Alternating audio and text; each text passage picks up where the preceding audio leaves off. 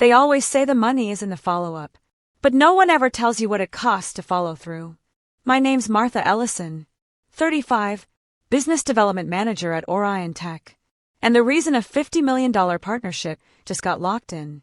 I was raised in Akron, Ohio, by a welder and a school lunch clerk. Paid my way through Ohio University, no legacy handshakes or trust fund cushions, just late-night shifts and a stubborn need to prove I belonged. I've spent 12 years outworking people who assume they're smarter because their diplomas have fancier Latin on them. And today, I closed the biggest deal of my life. I clicked send on the final counteroffer to Synex Holdings, my hand steady even though my heart was knocking like it had a vendetta.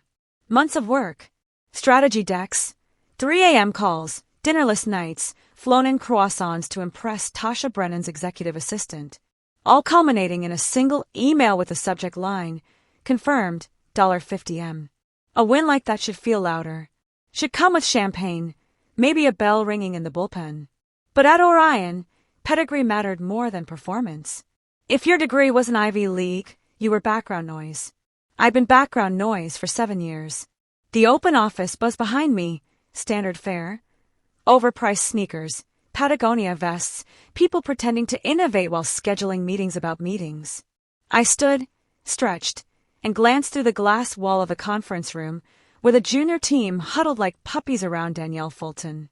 The new VP, Harvard MBA, Louboutin heels, a voice like polished glass. She'd been here less than 6 weeks and already had a following. And somehow, everyone turned toward her when the Synex deal came up in meetings. Danielle's initiative, Danielle's leadership, Danielle's vision. She hadn't been at the first pitch meeting, where I explained blockchain integration to a room full of baby boomers without sounding like a TED Talk. She didn't sit next to me while Tasha Brennan grilled me on ROI projections like a human blowtorch. But Danielle smiled like she had. And in this world, smiles were currency. Mine always had a little too much grit in them. Ellison, said a familiar voice behind me. I turned. Philip Tang leaned against my cubicle wall, holding 2 coffees. One was his usual overcomplicated mess, oat milk, extra hot, caramel drizzle, and the other was mine. Black. Cheap. Like my degree. Delivery for our newly minted rainmaker, he said, handing it over. I smiled reluctantly. Philip was one of the few people at Orion who never made me feel like I was trespassing. MIT grad, sure. But allergic to bullshit. A spreadsheet whisperer with no patience for boardroom politics. Appreciate it, I said, sipping. And don't call me that. You know they're already practicing how to say Danielle's name instead of mine. He raised a brow. Come on. You closed a $50 million deal. Even Danielle Fulton can't PR spin that into her legacy. I didn't say anything. Because I wasn't so sure. That afternoon's team meeting was standing room only. Jonathan Pierce, our Silver Fox CEO, presided at the head of the table like a man who believed in the divine right of executives. Tasha's confirmation email had gone out 20 minutes before the meeting started. Everyone knew the score. Big win for Orion today, Jonathan said, loosening his tie just enough to seem relatable. Synex Holdings is officially on board. Huge expansion potential. And none of it would have happened without the fresh thinking and leadership from our new VP, Danielle Fulton. Applause. Quick. Eager. Practiced. Danielle smiled, just humble enough to be believable. It was a team effort, she said. I'm excited to scale the partnership. I didn't clap. Philip didn't either. But almost everyone else did. Danielle didn't look at me. But she didn't have to. Jonathan cleared his throat. Of course, we also want to acknowledge Martha Ellison and the business development team. I could have laughed. That also stung harder than a slap. Back at my desk, I stared at my inbox, every click of the mouse feeling like a slap in the face. I'd given everything to this company. Late nights, skipped birthdays, a back that cracked every time I stood too fast. I had played the game their way. I'd over-prepared, over-delivered, over-smiled. And they just clapped for the woman who took my work and rebranded it with a better accent. Then the message hit my inbox. From Jonathan Pierce. Subject, see me tomorrow. Urgent. Time, 9 a.m. sharp. JP. Just that. No body text. No context. No CCs, which meant it was bad. I didn't sleep much that night. My brain wouldn't shut up. I kept replaying Danielle's smile. The way Jonathan's also had sounded like afterthought. And that word again, pedigree. Like this was a horse race. They didn't see me. Not really. I was the help. The grinder. The workhorse. The woman who answered emails while they shook hands at the golf course. And now the CEO wanted to see me urgently the day after I brought in their biggest client of the year? I wasn't dumb. I knew what was coming. I just didn't know how hard it would hit. At 8:59 a.m., I stepped into the boardroom. Jonathan was already there, flanked by an HR rep with an apologetic smile and a manila envelope. "Morning, Martha," he said, gesturing to the seat across from him. Danielle walked in 30 seconds later. Perfectly timed. Perfectly polished. I didn't sit. The boardroom looked like it had been carved from glass and silence. High ceilings. Clean lines. Air, so crisp it might as well have come out of a cryo chamber. It was where deals were born and careers quietly killed. Jonathan Pierce sat at the head of the long walnut table, looking like a man who had already moved on. Next to him, Danielle Fulton smiled like she owned the room. Maybe she did now. HR was here too. Mira from People Ops, face set to neutral, her hands folded in front of a beige folder with my name printed in 12-point font. "Martha," Jonathan said, motioning for me to sit. I didn't. Not out of defiance, not entirely. My legs wouldn't move. Danielle looked thrilled. "Glad you could make time." Like this was some routine calendar check-in. Not the execution of a clean corporate coup. Jonathan folded his hands. "We're entering a strategic transition phase, and we wanted to bring you in early on the discussion." I let the silence stretch. Danielle leaned forward, fingers steepled like she was on a case study panel. "This isn't about performance. You've been invaluable. But Synex is the different tier. They have very specific expectations for their client-facing leads. It's not personal. Not personal. The phrase people used right before driving a knife between your ribs. So you're firing me," I said flatly. Mira opened her mouth, probably to insert a term like separation package or career pivot. But Jonathan beat her to it. "We're reassigning the Synex account under Danielle's purview," he said. "We believe her background aligns better with Synex's corporate philosophy." Background. That was rich. "By background," I said, "you mean Ivy League." Jonathan's mouth twitched. "Let's not reduce this to what?" I cut in. "I went to Ohio University. I graduated early, with honors, while working 2 jobs. I've brought in over $80 million in new business since I started here, and the Synex deal is my work. My strategy. My contacts. You know it. Everyone knows it." Danielle smiled. "And it's a phenomenal strategy. We're lucky to have it." That smugness. It wasn't just a smile. It was a signature on a check she hadn't earned. "Don't do this," I said, quieter now. "This company preaches meritocracy. That's what kept me grinding here. You can't sell that lie and then pull this." Mira pushed the envelope toward me. "We've prepared a severance package. It's very competitive. We've also included a positive reference letter." "A letter? How generous." "Let me guess," I said. "It says I left to pursue other opportunities." Danielle leaned back, unbothered. "We all know this is how the game works." "Game?" I blinked. "You think this is a game?" She tilted her head like she was explaining chess to someone holding checkers. "Merit gets you to the table, Martha. Pedigree keeps you there." I almost laughed. Not because it was funny, but because the clarity of it was so blinding, it made my throat tighten. Jonathan stood up, smoothing his tie like this whole charade had tired him out. "We appreciate everything you've done, Martha. Let's keep this professional." "Professional," I echoed. "Like ghosting a client 3 days before the signing?" Mira winced. Danielle stood. "We'll take it from here. You'll be allowed to collect your belongings today. Security is aware." That stung. "Security? It's standard policy," Mira said quickly. "Not personal." I stared at Danielle. "You couldn't close a parking ticket without a brand name behind you." Danielle didn't flinch. "But I have the brand. That's the difference." I left the boardroom without taking the envelope. Philip found me by the freight elevator. I had 1 cardboard box in my arms and 0 illusions left. The loading bay was where you exited when they wanted you invisible. No goodbyes, no handshakes, no scenes. Martha, he said, jogging up beside me. I just heard. I didn't stop walking. This is insane, he said, grabbing the side of the box. You built that deal. You're the only reason SynX even looked at us twice. You think I don't know that? I tried to stop it. I told Jonathan. Don't, I said sharply. Don't lie. Philip looked wounded. I'm not lying. You knew. Maybe not all of it, but enough. You could have warned me. His silence was its own confession. I couldn't risk. Right. You couldn't risk your job. I looked at him. You kept your mouth shut because you thought staying quiet would protect you. I thought they'd come to their senses. Well, they didn't. I yanked the box back.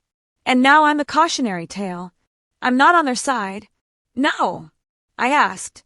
Then where were you when Danielle started sniffing around the SynX pitch deck? When she began sitting in on my calls? He looked like he wanted to vanish. I softened just slightly. I get it. Self-preservation. You've got a mortgage. Kids. I'm not mad at you for surviving. I am sorry, he said quietly. I know. We stood there in awkward silence for a moment, until I sighed and turned away. Martha, what are you going to do? I didn't answer. I didn't know yet. Back at my desk, I stared at the ruins of my professional life in miniature, a coffee-stained mousepad, a framed photo of my parents from my first promotion, the Ohio University diploma I never hung up, just tucked away behind a drawer like a secret shame. My coworkers kept their distance. Nobody made eye contact. The company Slack was probably on fire, but my account had already been disabled. My phone buzzed. Tasha Brennan, excited to work with you next week. The message hit like a slap. Tasha didn't know. They hadn't told her. Of course they hadn't. That would require acknowledging the truth, that the woman who brought them a $50 million whale had been shoved out in favor of a shinier, blonder stand-in. I sat there for a long moment, staring at the text. There were two versions of me in that moment. The first wanted to rage. To call Tasha. Warn her. Tell her the deal was a fraud now, fronted by someone who didn't understand her needs, her pain points, her product. Someone who hadn't earned the right to sit across from her and speak on my behalf. The second version stayed quiet. Let them hang themselves. Let the tower burn. I closed the box. Tucked the diploma on top, gently this time. My legacy wrapped in cardboard. Then I walked out the front door. No tears. No second glances.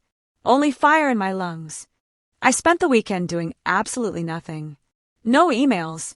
No pitch decks. No heels. I sat in my tiny kitchen in Astoria, watched condensation gather on the window, and let the silence press in. On Sunday morning, I found myself scrubbing grout with a toothbrush, because if you can't fix your life, you might as well fix the tile. Then Monday came. SynX signing day. I didn't set an alarm, but my eyes opened at 6:17 a.m. sharp like they always had. I lay still, staring at the ceiling, waiting for the wave of anxiety to break. It didn't. Instead, something colder settled in, calm, quiet, like a storm biding its time. I made coffee, checked my phone. Nothing from Tasha. Nothing from Philip. Nothing from Jonathan. I almost felt disappointed. Almost. I took a long shower, got dressed in jeans and a black turtleneck, then sat on the couch with my laptop open, watching the seconds tick by. 10:03 a.m. 10:14 a.m. 10:39 a.m. Then, Philip, you won't believe what just happened. Before I could reply, another text came through. Tasha Brennan, where the hell are you? My stomach flipped. And just like that, I was back in the game. Philip's version of events came in quick, frantic texts. Danielle had shown up to the signing 20 minutes late, dressed like a Vogue feature and acting like she was doing Tasha a favor just by being there. According to Philip, the first red flag came when Tasha asked, "Is Martha joining us?" And Danielle responded with a smile that could cut glass. Martha's moved on. Wrong move. Big one. Tasha, apparently, froze mid-handshake. Didn't sit. Didn't blink. She left, she asked. Danielle, always ready for a show, launched into a pre-written monologue about strategic realignments and new leadership continuity. Words so corporate they practically sterilized the air. Then Tasha cut her off. What do you mean she left? Tasha asked again, sharper this time. Danielle hesitated. She resigned last week. And that's when all hell broke loose. Tasha looked directly at Jonathan and said, "No, Martha, no deal." Philip's final text. She walked out. Just like that. Danielle looked like she'd swallowed a stapler. Jonathan's trying to salvage it. Total meltdown. I put my phone down and exhaled. They hadn't even seen it coming. By 2:30 p.m., my phone wouldn't stop buzzing. "Jonathan Pierce, we should talk. Please call me. Mira, HR Jonathan would like to arrange a meeting to discuss options." Danielle Fulton. "Hey Martha, just wanted to check in. Hope we can reconnect soon." That one almost made me laugh. I didn't reply. Not yet. Let them sweat. At 4:12 p.m., my old Orion email was miraculously reactivated. Philip confirmed the IT order came directly from Jonathan. "They're offering anything," he said over the phone, voice pitched low like we were being watched. "VP title. Sign-on bonus. Hell, he mentioned a partnership track." I leaned back on the couch and let the moment settle. This was what leverage felt like. But revenge? That was still percolating. I didn't call Jonathan. I didn't call HR. I called Tasha. She answered on the first ring. "Martha," she said, her voice clipped but warm. "I was ready to drive to your apartment and drag you to the signing myself. Didn't know you had my address," I joked. "Girl, please. We went to college together. I know your favorite ramen flavor. Still miso garlic." She laughed. "Some things never change." Then she got serious. "What the hell happened?" "They fired me," I said. 2 days ago. Called it realignment. Said I didn't have the pedigree for Synex." There was a beat of silence. "Danielle." "Yep. I asked Jonathan about you this morning. He said you'd stepped away." I scoffed. "I bet he did." Tasha cursed under her breath. "You built this deal. You gave me insight no other firm had. You understood the culture, the bottlenecks." Danielle showed up today talking in buzzwords and quoting McKinsey reports. "I'm sorry," I said, meaning it. "Don't be. You didn't lie to me. They did. I want to work with you, Martha. Not a resume with legs." "Appreciate it," I said. "Truly." There was a pause on the line, and then she added, "You still want to do this?" "Somewhere else." That stopped me cold. "Somewhere else." I made a few calls after I walked out. People were very interested in hearing your name. Especially Gregory Wilson. Wilson Solutions. Synex's old flame before Orion lured them away. Gregory Wilson was a shark, but he wasn't stupid. He knew value when he saw it. "He called you." "He called me," she said. "And now he wants to call you." The email came that night. From Gregory Wilson. Subject: worth a conversation. Message: I understand things didn't end well at Orion. Tasha Brennan speaks very highly of you. I'd love to hear your side and talk about what we can build together. Name your price.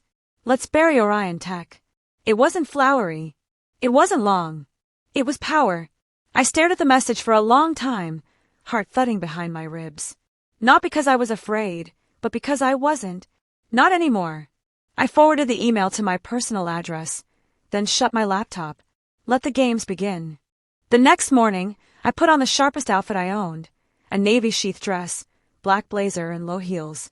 Not because I had anything to prove, because I knew the battlefield. Presentation mattered, especially today. Gregory Wilson had sent a car for me, a sleek black Tesla with windows tinted like secrets. As we pulled up to the Wilson Solutions building downtown, I caught a glimpse of my reflection, calm, composed, utterly unfazed. Or at least that's what I told myself. Inside, the office was everything Orion tried and failed to be. Glass walls, living walls of greenery, open floor plans, humming with quiet confidence. No oversized egos or desperate thought leader posters. I was led up to the 28th floor, where Gregory himself was waiting. No assistant, no preamble. "Martha Ellison," he said, smiling like a man who already knew the answer to the question he hadn't asked yet. "Tasha told me you were sharp. She undersold it." "Appreciate you making the time," I said, shaking his hand firmly. He motioned me into a conference room overlooking the city skyline. No PowerPoint, no small talk, just the two of us and a closed door. "I'll get right to it," he said, settling into a chair. We've wanted Synex back for 2 years. You almost single-handedly kept them at Orion. Now, from what I gather, you're available. Unofficially, I said. For now. His eyes twinkled. Let's make it official. He leaned forward, elbows on the table. I'm offering you a vice president role, lead business development. Total autonomy to build your team. Equity package, not just bonuses. Full signatory authority on deals over $10 million. And one condition, bring Synex home. He slid a slim leather folder across the table. I opened it. The offer made my throat dry. Base salary, 45% higher than what Orion paid me. Equity, significant enough to matter if Wilson went public, which, according to industry gossip, was coming within 18 months. Signing bonus, 6 figures. Benefits that didn't read like a scam. Gregory watched me silently, giving me room to react. I closed the folder carefully. Generous. It's deserved, he said simply. And if I say yes, we start tomorrow. You assemble your team. You handle Synex personally. I stay out of your way, unless you need me swinging a hammer somewhere. And if I say no, he smiled wider. I find someone else to snatch Orion's carcass when it hits the auction block. But I prefer winning with you. It wasn't a hard decision, but I wasn't stupid either. One more thing, I said, matching his easy tone. I bring Philip Jensen with me. Senior manager title. Gregory nodded without blinking. Done. And I want full control over my hiring. No surprise VPs parachuted in because they know a guy at Bain or McKinsey. He grinned. I hate consultants. Deal. I sat back, adrenaline humming under my skin. It was everything I wanted. No, everything I earned. Then we have a deal, I said, extending my hand. We shook on it, and just like that, my life shifted under my feet. Walking out of Wilson Solutions felt different than walking into Orion ever had. No pretense. No feeling like I was infiltrating a country club that didn't want me there. I belonged here. By the time I got home, my email had already lit up. Subject: Welcome to Wilson Solutions. Hi Martha. We're thrilled to have you on board. Your first onboarding meeting is tomorrow at 9 a.m. Attached is a preliminary benefits overview and onboarding packet. Attached to the email was a personalized note from Gregory. You're going to make a lot of people very nervous. Good. I closed my laptop with a smile. Nervous was exactly what I wanted Orion to be. Meanwhile, chaos continued brewing at Orion Tech. Philip called me that night, breathless. Danielle's out, he said. I blinked. Wait fired. Walked out mid-meeting. Red-faced. Practically in tears. Jonathan told the exec team she resigned for personal reasons, but everyone knows. I leaned back, savoring it. Did they find out about her trying to fake sign the Synex renewal without them noticing? Yeah. Synex leaked it to a journalist. Danielle's LinkedIn is getting roasted. I didn't even have to lift a finger. Philip lowered his voice. You sure about Wilson? I'm sure, I said. I negotiated you too, by the way. Silence. Then a soft laugh. You didn't have to do that. I know, I said. But I want people I can trust. You in? Hell yes, he said immediately. When do we start? Tomorrow. 9 a.m. sharp. I'll bring coffee. Make it strong, I said. We're just getting started. Synex made it official 2 days later. A public press release stating they were re-engaging strategic partnerships to better align with future growth. No direct mention of Orion. No direct mention of me. But everyone in the industry could read between the lines. Orion stock dipped 7% overnight. The analysts started whispering. The whispers became rumors. And rumors in corporate America spread faster than viruses. Meanwhile, Wilson Solutions went into hyperdrive. I assembled my dream team. People like Philip, people like me. Not legacy hires. Not, my dad plays golf with the CFO types. Hustlers. Builders. Fighters. We didn't have the fanciest diplomas, but we had something Orion had forgotten mattered: results. Within a month, we had 5 major contracts pending signature, including 2 companies Orion had been quietly courting. I didn't chase the headlines. I didn't post a single humble brag on LinkedIn.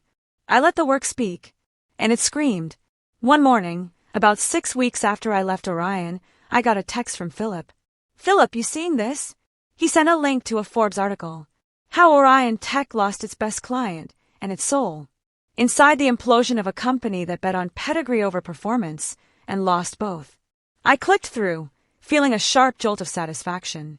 The article didn't name me outright, but it didn't have to. It talked about critical talent departures, failure to retain operational expertise, and leadership blind spots at the VP and C-suite levels. Danielle's photo was the featured image. She looked like a ghost. That night, Gregory called me personally. "You're a machine, Ellison," he said, voice full of dry humor. "Tasha's over the moon. Synex just approved a $75 million extension. I want you to start thinking bigger." "Bigger?" I asked, eyebrows raised.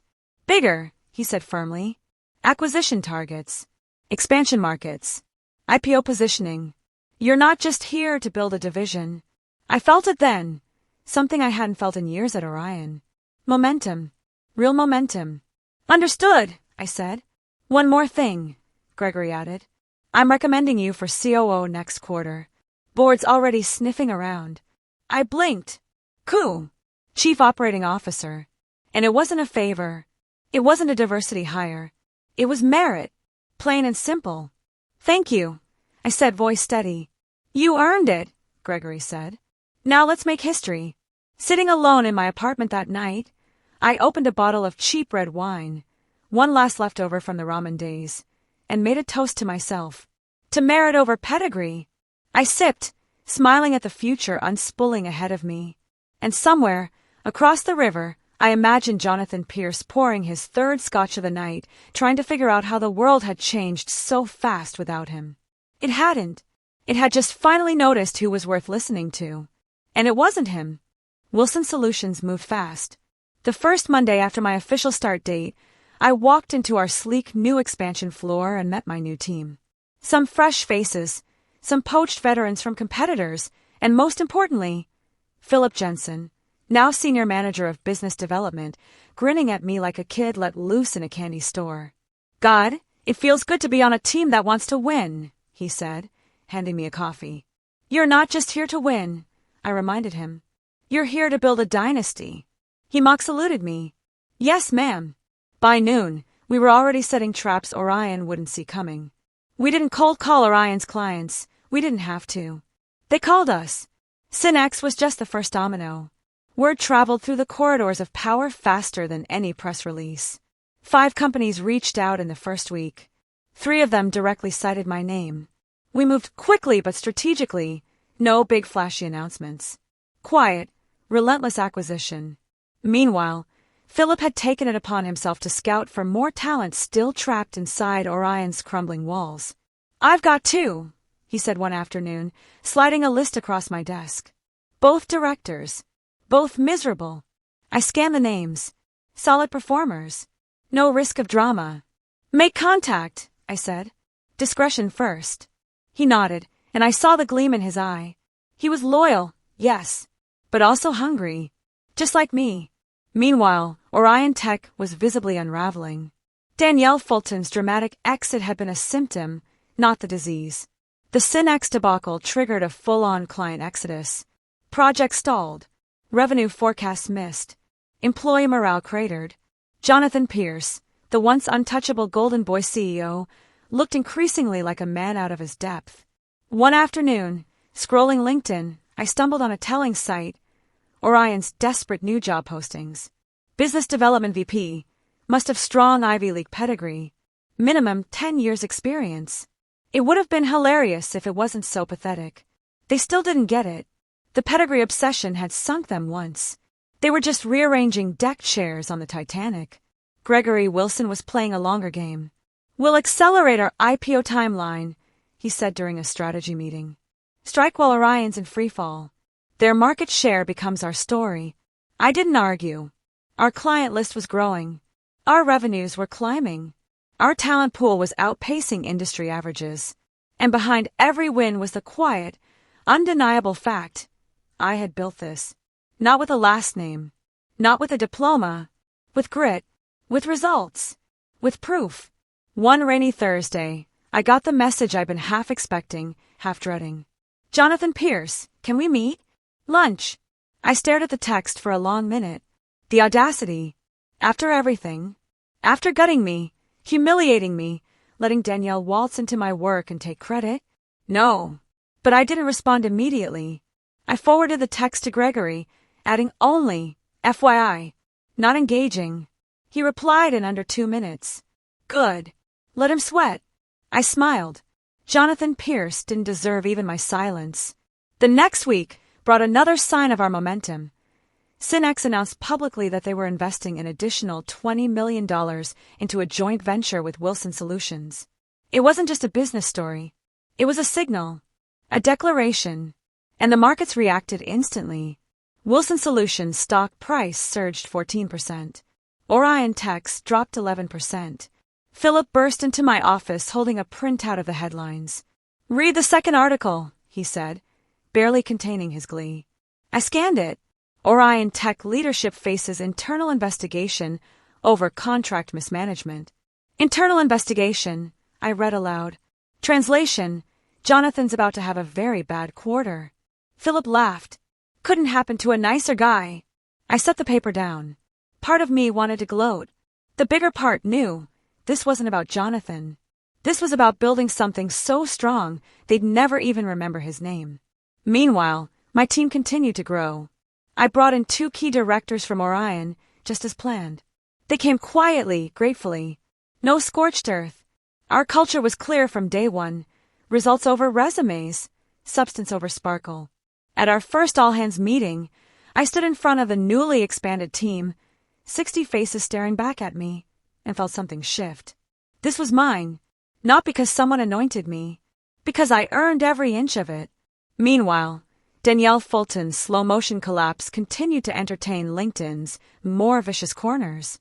Her half-hearted consulting company posts got maybe 15 likes, all pitying ex-colleagues or spam accounts. Philip gleefully kept a running tally of her endorsement count. She's at 87 connections, he reported one morning. Might hit 100 by Christmas if she starts offering free workshops on how to tank your career in 3 easy steps. I chuckled, but didn't comment. Danielle was over. She just didn't know it yet. But the final death blow to Orion came faster than I expected. One Thursday afternoon, Gregory summoned me into a closed-door meeting. Orion's CFO just reached out, he said, tossing a file onto the table. They're trying to sell. I raised an eyebrow. To who? Private equity. Anyone desperate enough to buy a sinking ship. I flipped through the documents. Sloppy. Rushed. Bleeding cash. They want a white knight, I said dryly. They're not going to get one, Gregory replied. Not from us. A slow, predatory smile spread across my face. Good, I said. Let them drown. Later that night, nursing a glass of whiskey in my apartment, I stared out at the glittering skyline. It struck me then how fast it had all shifted. 6 months ago, I was the expendable nobody being quietly erased to make room for Harvard royalty. Now, I was building an empire, and the people who tried to destroy me were clutching at the wreckage. It wasn't luck. It wasn't karma. It was merit, and it was just the beginning. It started with a letter. A heavy, cream-colored envelope stamped with a law firm's insignia, so pretentious it practically screamed we overpaid for the stationery. Cease and desist. Intellectual property violation. Philip found it first, sorting the morning mail. He dropped it on my desk like it was radioactive. They're really doing it, he said, almost laughing. They're suing.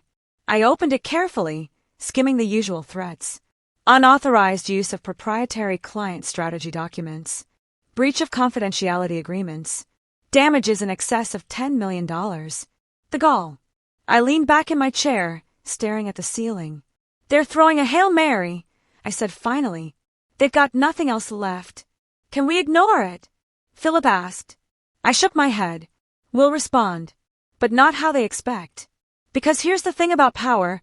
When you know you're right, and you have the receipts, you don't flinch. You fight smart. You fight publicly.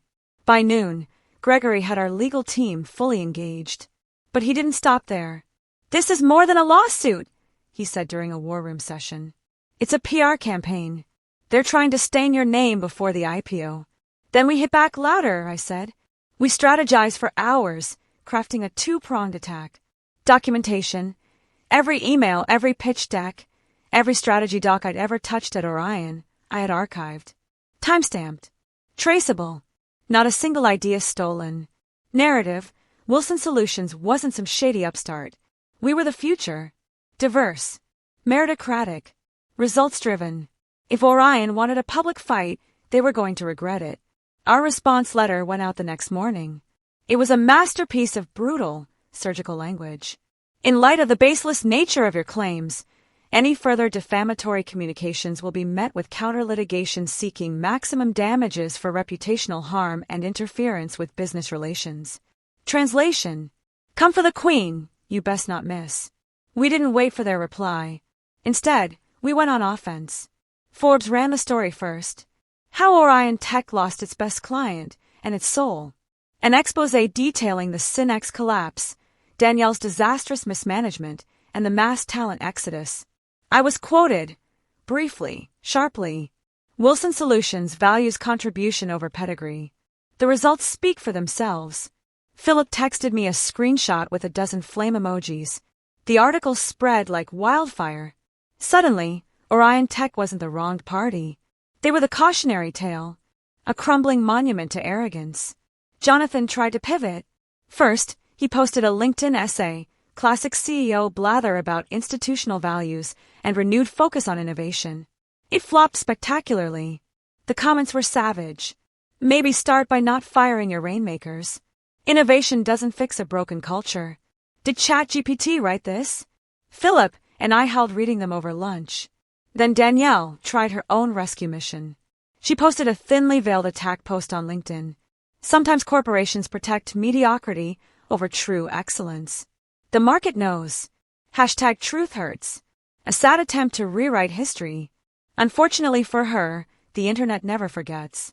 One of her ex-coworkers promptly unearthed screenshots from internal emails bragging about taking over my Synex deal.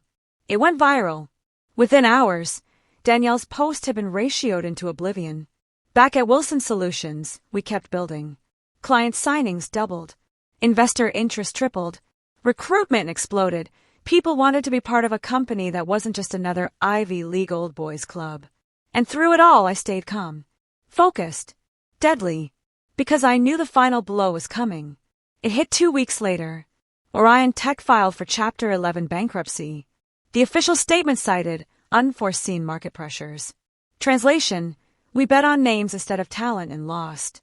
Jonathan Pierce resigned the same day. No farewell tour. No dignified exit. Just a terse email to remaining staff, leaked within hours. It has been an honor to lead Orion Tech through challenging times. I wish you all the best in your future endeavors. I almost felt sorry for him. Almost. Gregory called me that night. Congratulations, he said simply. We're just getting started, I replied. And I meant it, because revenge was sweet. But success, the kind they couldn't deny, couldn't spin, couldn't steal, that was immortal. The next morning, walking into Wilson's headquarters, I paused for a moment in the lobby. The sun poured through the glass walls. The place buzzed with energy, new hires laughing, clients shaking hands, ideas crackling in the air. My air. I caught my reflection in the glass. Strong, confident, unapologetic, everything they tried to erase. Still here, still winning. And there was nothing they could do about it.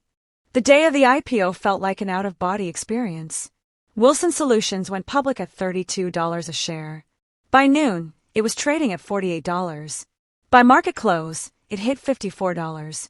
Gregory Wilson rang the closing bell at the New York Stock Exchange while cameras flashed around us. He pulled me onto the small platform, forcing me to wave too. This is your win too, he said under the roar of applause. He was right. My stock options, negotiated smartly months ago when nobody thought Wilson could touch the big players, were now worth $7.4 million. $7 million. I did the math a dozen times, checked the accounts, stared at the zeros until my head spun. It wasn't a dream. It was mine. Every grueling late night, every insult I swallowed, every snub, every dismissal, every time I got told I wasn't the right fit. It was all here, crystallized into an undeniable financial public triumph. Tasha insisted we celebrate properly. She booked out a private rooftop at the Mercer Hotel, invited every friend we still trusted, and showed up in a glittering navy dress that made half the room stare.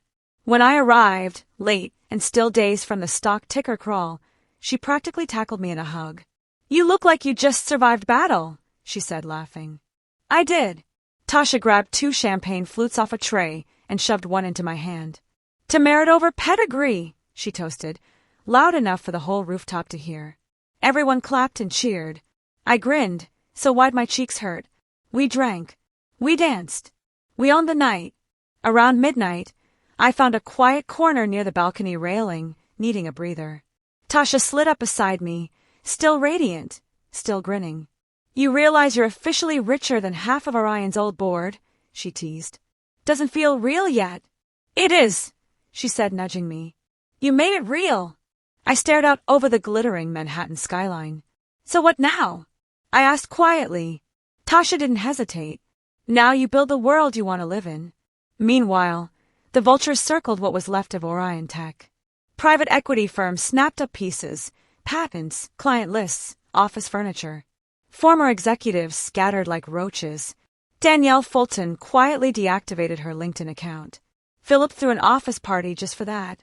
Jonathan Pierce, last I heard, he retreated to some second-tier consulting gig, giving sad TED Talks about resilience and leadership. Nobody cared. The world had moved on. And in its place, Wilson Solutions. And me. A month after the IPO, Gregory called me into his office. He didn't waste time. "We want you as COO," he said, sliding a formal offer letter across the desk. I blinked. Chief Operating Officer. Second in command. A state school kid from Ohio University, now holding the reins at a billion-dollar company. "I'm in," I said without hesitation. He smiled. I figured. The first thing I did as COO was announce a full mentorship program for non-traditional candidates, state schools, first-generation grads, anyone who didn't fit the old pedigree mold. We didn't make a big, splashy press release about it. We just started changing lives, one offer letter at a time. Philip helped me run it. He grumbled about all the extra work, but I caught him smiling every time a mentee got promoted. He understood. He'd lived it too. One sunny afternoon, a year after it all started, I sat across from a nervous young woman in the mentorship lounge. Her name was Sierra, senior at Ohio University.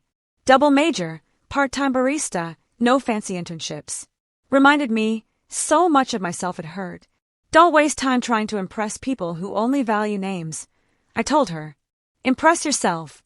Prove it on the field." Her eyes widened like I just handed her a map to buried treasure. In a way, I had. Meanwhile, occasionally, I'd still catch glimpses of the past. Danielle's half-hearted consulting website. Jonathan's sad conference appearances. The scraps of Orion Tech being sold off piece by piece. But it didn't anger me anymore. It just confirmed what I already knew. They'd been playing checkers. I'd been playing chess. And now, the board was mine. One Friday evening, I stayed late at the office, reviewing reports. The city twinkled outside my window. I stood up, stretching, and my eyes caught on the one personal item I'd allowed myself to hang on the wall. My Ohio University diploma. Still slightly crooked, still a little faded, still mine. The same paper they'd once laughed at behind closed doors. The same paper they thought disqualified me. I smiled. They thought the game was rigged, I said aloud to the empty room. I just changed the rules. 1 year later, the office felt different. Not just bigger, though it was. Not just busier, though it buzzed nonstop.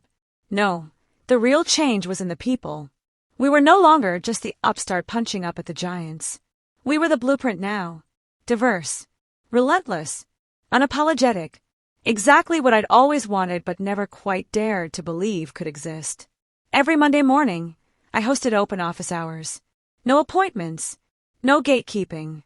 Anyone, from interns to new hires to senior managers, could come in, pitch ideas, ask questions, complain if they had to. It was chaos sometimes. It was glorious. One morning, a young guy named Marcus stumbled in, sweaty from running across the building. I wanted to ask about expansion plans," he blurted out, barely catching his breath. Because I've got some ideas about scaling client onboarding. I grinned. Grab a coffee, I said. Let's hear it. We sketched out concepts on my glass wall with dry erase markers until both of us were late to our next meetings. The old Orion would have laughed him out of the room. We built around him instead. But it wasn't just about building. It was about remembering, too. Tasha and I made it a point to speak at least once a quarter at universities, state schools, mostly, sharing our stories bluntly.